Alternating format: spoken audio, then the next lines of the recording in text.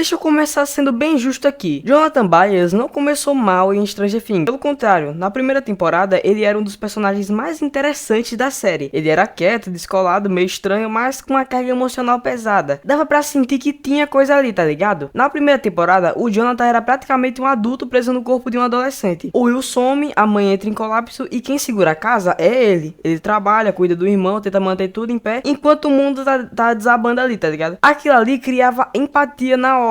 Aquela cena dele revelando as fotos, andando pela floresta, tentando entender o que aconteceu com o Will, mostra um personagem atento, observador. Ele não é herói de ação, mas é alguém que presta atenção. Ele vê o que ninguém tá vendo, tá ligado? Mano, acho que eu já falei uns 500 tá ligado nesse vídeo. Mesmo a polêmica das fotos da Nancy que ele fez, que muita gente critica ele, isso tinha um propósito narrativo, na verdade, pô. Ele mostrava um garoto solitário, deslocado, que observa o mundo de fora. Não era bonito, mas era coerente com quem ele era naquele momento que estava acontecendo a cena, tá ligado? Na segunda temporada, o Jonathan ainda mantém um pouco disso. Ele continua sendo apoio da Joyce e continua tentando proteger o Will, que tá claramente traumatizado, tá ligado? Ele tá presente, ajuda, participa. Ele não é o protagonista, mas tem uma função clara na história. Quer dizer, protagonista eu acho que ele é, mas é um protagonista secundário, porque os protagonistas eu diria que é o grupo principal, né? Só que o problema começa quando a série decide que ele não precisa mais crescer. Todo mundo evolui, menos ele. Enquanto os outros personagens ganham camadas, conflitos novos, responsabilidades, o Jonathan começa a ficar parado no tempo, mano. Tipo assim, na terceira temporada isso fica bem visível. O Jonathan vira basicamente o namorado da Nancy. Ele deixa de ter conflitos próprios, tudo gira em torno do relacionamento, do trabalho no jornal, e mesmo ali ele parece sempre apagado. Repara que no arco do jornal, a Nancy toma todas as decisões, cara. Ela enfrenta os chefes, ela investiga, ela insiste. O Jonathan tá ali, mas como apoio, tá ligado? Concordando em tudo, seguindo atrás. Ele deixa de ser o motor da história nessa parte aí, do arco do jornal. Mas enquanto isso, outros personagens masculinos crescem. O Steve, por exemplo, na primeira temporada ele era um babaca, no finalzinho ele ficou foda. Ele vira praticamente outro personagem, cara. Ele ganha carisma, responsabilidade, função narrativa. Mano, o Steve virou basicamente a babá do grupo inteiro. Jonathan, por contrário, mano, vai ficando cada vez mais apagado na narrativa que a série nos conta. E na quarta temporada, mano, a decadência dele fica muito escancarada, velho. O Jonathan passa grande parte do tempo chapado, confuso e sem rumo. Não é que isso seja irreal, mas a série não aprofunda. Fica parecendo que ele virou alívio cômico involuntário, cara. Eu tenho uma teoria aqui desde a primeira temporada que ele é chapadão, mano. Olha só essa cena que não foi claramente nada editada por ITPBR, tá bom? Se liga. Cadê o Will? Ainda não acordei ele, deve estar dormindo. Jonathan, você tem que ver se ele acordou. Mãe, eu tô fazendo café.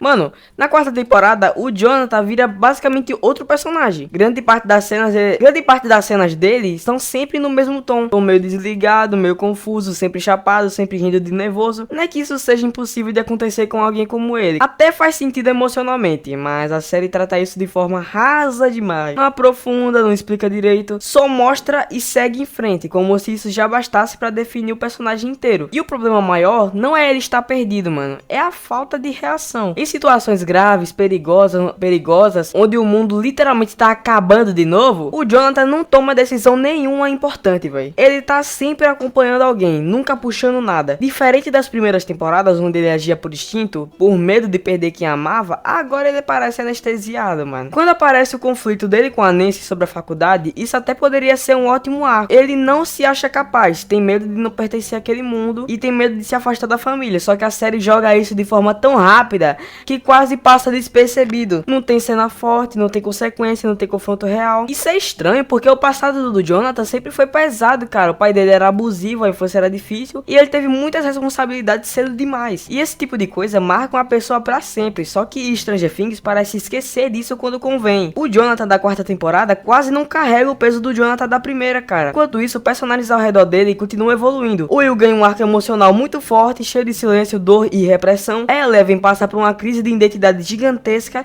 e até personagens secundários recebem mais atenção do que ele, cara. O Jonathan vira aquele personagem que tá sempre presente fisicamente, mano, mas ausente narrativamente. Ele tá nas cenas, fala, interage, mas não muda nada. Se ele tomar uma decisão, ele não altera o rumo da história. E isso fica muito claro quando você compara com a primeira temporada. Lá, se o Jonathan não tivesse agido, muita coisa não teria acontecido. Ele investigava, ele desconfiava, ele se colocava em risco. Hoje, se ele sai de cena por um tempo, a história segue normal. Isso não é culpa do ator. Isso é importante frisar, tá ligado? Porque muita gente fica culpando o personagem em si. Na verdade, mano, o Charlie Heaton, que é o ator, entrega exatamente o que o roteiro manda. O problema é que o roteiro não dá material, mano. Não dá conflito, não dá escolha difícil, não dá consequência. Ele reage ao que os outros fazem, mas raramente provoca algo novo. Em séries longas, isso é quase uma sentença de irrelevância, mano. Até o relacionamento com a Nancy sofre com isso. No começo, os dois tinham tensão, conflito, troca real. Agora a relação fica parada, sem avanço, sem explosão, sem decisão clara. Fica tudo no vamos ver. Mas é claro que isso cansa o público, cara. Mesmo que de forma inconsciente, a gente sente que o personagem não anda, que ele tá sempre no mesmo lugar emocional. O mais curioso é que a série claramente sabe escrever personagens em crise. Ela faz isso muito bem com outros. Então fica a sensação de que o Jonathan foi deixado de lado. Não por falta de possibilidade, mas por falta de prioridade. Ele se transforma naquele personagem que tá sempre no grupo, mas que se você parar pra pensar, poderia não estar ali. E isso é perigoso pra qualquer narrativa. Na primeira temporada, o Jonathan era essencial. Não podia ter avanço no grupo dele com a Nancy e vamos dizer, qualquer outro personagem. E a série conta várias narrativas. Tipo assim, ele era essencial. Ele segurava a casa, ajudava a Joyce a não desmoronar completamente e dava suporte emocional real. Hoje essa função praticamente desapareceu. A decadência dele não acontece de forma explosiva. Não é uma queda dramática, é lenta, silenciosa. Ele vai sendo empurrado pro fundo da história aos poucos. E isso dói mais pra quem acompanha desde o começo, porque a gente lembra do potencial que ele tinha. Lembra de como ele parecia alguém que ia crescer junto com a série e lembra que ele parecia ser um personagem